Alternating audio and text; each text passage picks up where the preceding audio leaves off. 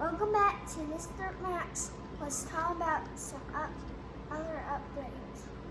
Welcome back. All right, guys. Thank you, Lucas, for the intro to the 2019 L5P Duramax.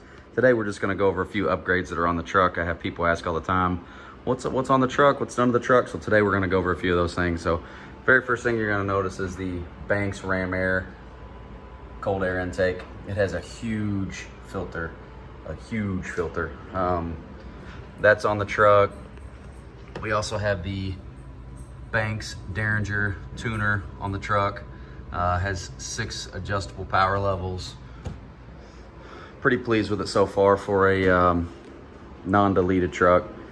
You will notice this as well. This is the amp research control module for the steps. We'll go over those in a minute. So let's get right into it. Wheels and tires. These are the American Force Aero SF G32s. These are 20 by 10s. These are 20-inch wheels, 10 inches wide, negative 40 offset. We are rocking the BFG Mud Terrain TA KM3s. Those are 35 1250 20s. Overall, pretty pleased with the tire. For a mud tire, it's a tire that's actually pretty quiet. It's not very loud at all. So it does have the Banks 5-inch monster exhaust with the black tip. It does go all the way through to there. It sounds good. The truck's got a really nice sound.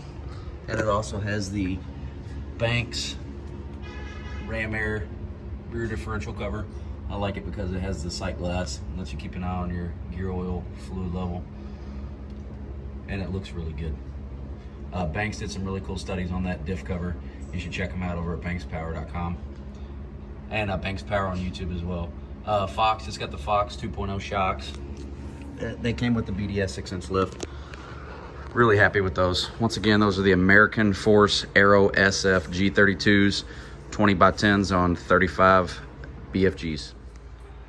There you can see up front the Fox 2.0 shocks on the BDS lift. This is a 6.5-inch BDS lift, which is nice because it does come with these stainless brake line extensions. These knuckles are BDS knuckles. They're much heavier than the factory knuckles.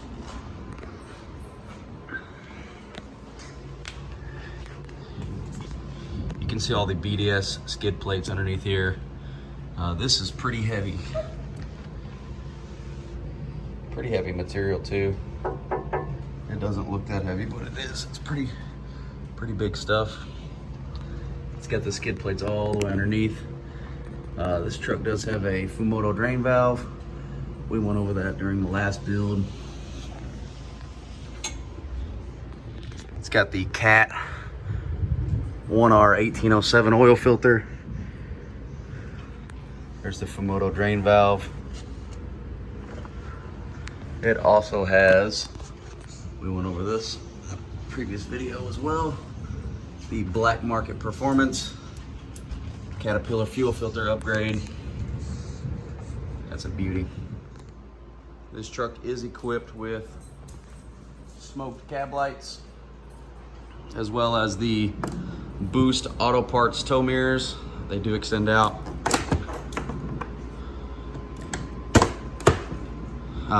I really like these. These have the smoked LEDs. These have the amber LEDs inside, and they also have the reverse lights. Those things are actually coming really handy. They work very well at nighttime to help you see.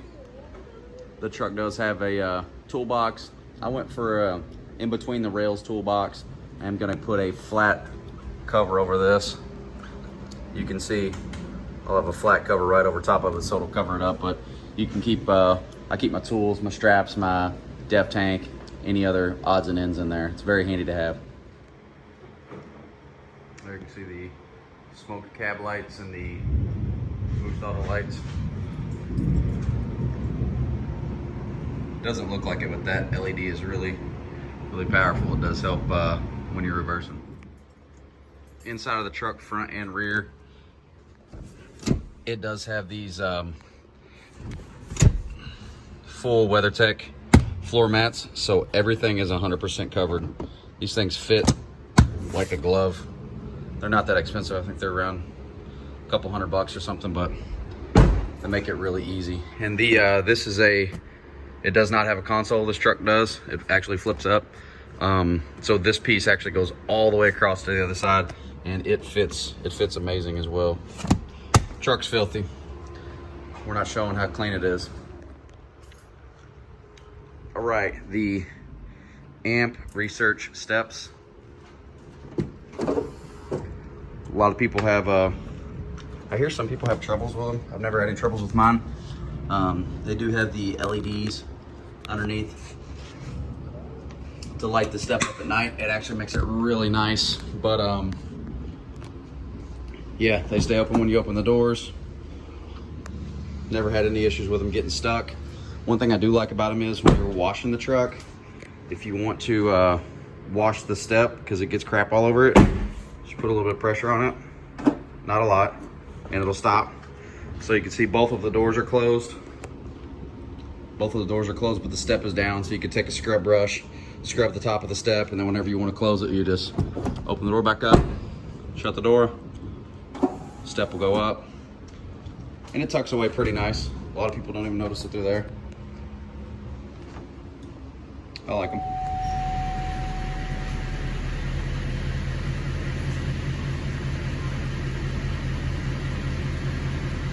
I love this thing. It is an awesome gauge. You can read absolutely everything with it. I have it set up right now to read, that's boost and vacuum. That'll do torque, your EGTs, your horsepower that you're currently putting out, what your battery voltage is, what your fuel percentage is. I know I'm pretty low. Your ambient air pressure and your ambient air temperature. So I set it up to be green and purple. You can set up to be absolutely any color you want. The parameters that this thing can do, you can do 2 at a time, 3 at a time, 4 at a time. You can data log. It actually has a spot right here that you can't really see, but you put a SD card right in here. You can set everything. I think it has about 90 or 100 different parameters. You can change the gauge layout if you want. You can have to just be 2 gauges. Like I said, it's not what I want. I want to go back to my 8 gauges. There you are. But it's awesome. You can change any color. You can make it red, white, blue for America if you'd like. This thing will read out any parameters you ever want to think about monitoring on your truck. This thing will do. So very awesome, very handy little tool. It helps you keep an eye on the vitals. All right, guys, the back of the truck bed is about 5 foot 4 inches, just for reference in case anybody is curious how tall it sits. There is about 15 inches or so between the frame rail and the top of the tire. Keep in mind that's on a 6.5 inch BDS lift. So without the amp steps, I know it doesn't look very high, but you'd be stepping up, you know, pretty close to,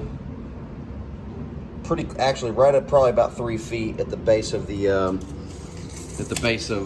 entrance there. Yeah, it's about 3 feet off of the ground. So those steps, handy, especially if you're a shorter person. I'm a little bit taller. I'm 6'1", so it's not a big deal for me. But when you do put the 6.5 inch BDS lift on, it does jack it up pretty good. I do know the front of the truck, at the top of the hood, it's about 5'8", so it does sit up a little bit higher. So those of you who are, you know, for a size comparison reference, if you're curious how high a 6.5 inch BDS lift will set it up, it's about how high it is. All right, guys, that's it for today. I just want to do a quick video on some things done to the truck. Get a lot of questions about fitment, 6.5 versus 4.5 inch lift, etc. What's done to the truck. So if you guys are wondering for any point of reference, here you are. If there's anything I can help you out with or any questions you have about any of the products on the truck, I'll try to put some links in the description below. But overall, not a whole lot done to it. Not deleted. Will be soon. Got that 36,000 mile factory warranty, so once that thing's gone, we will probably see some delete action out of this bad boy. All right, guys. Once again, any other questions, feel free to comment. Let me know. I'll be glad to help you out.